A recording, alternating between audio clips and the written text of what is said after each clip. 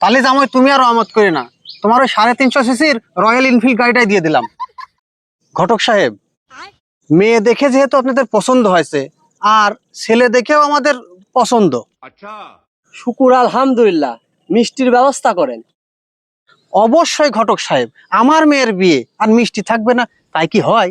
মিষ্টি খাবেন এবং বাসার জন্য নিয়ে যাবেন। এই হৃদয়, মিষ্টির ব্যবস্থা কর। তাহলে আব্বা দুলুভাই এখন গাড়ি দিবা সেটা কও। ও ঘটক সাহেব, একটা কথা বলতে তো ভুলেই গেছি। আমার খুব শখ, আমার মেয়ে জামাইকে আমি একটা 150 সিসির মোটরসাইকেল উপহার দেব। 150 সিসি? না না না না। কি ব্যাপার, জামাইয়ের 150 সিসির মোটরসাইকেল দিতেছিলাম, না না করলে ঘটনা কি? আব্বা তোমার জামাই মনে হয় আরো বড় গাড়ি নেবে, 180 সিসির কথা কও তো দেখি। তাহলে ঘটক সাহেব 180 সিসির মোটরসাইকেল দেবো না। 180 সিসি? তাহলে আমি গেলাম। দাঁড়াও বাপু, বসো তো। কি ব্যাপার, জামাই 180 সিসির মোটরসাইকেলও পছন্দ করতেছে না, ঘটনা কি? আব্বা তাহলে ওই 350 সিসির এটা মারিয়ে দাও তো।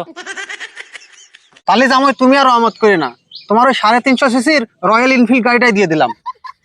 ঘটক সাহেব, আপনি কি আমার বিয়ে দিতে চাচ্ছেন না মারি ফেলতে চাচ্ছেন? কি ব্যাপার জামাই, তুমি ঘটনাটা একটু খুলিয়ে বলো তো আমার। এই তোমার কথা শুনে আমি অটো হয়ে গেলাম। একে তো মিয়ারা দিচ্ছেন, তার পিছনে কত খরচ, তারপরে দিচ্ছেন আবার 350 সিসির গাড়ি। এ তো বোঝার উপর শাকের আটি।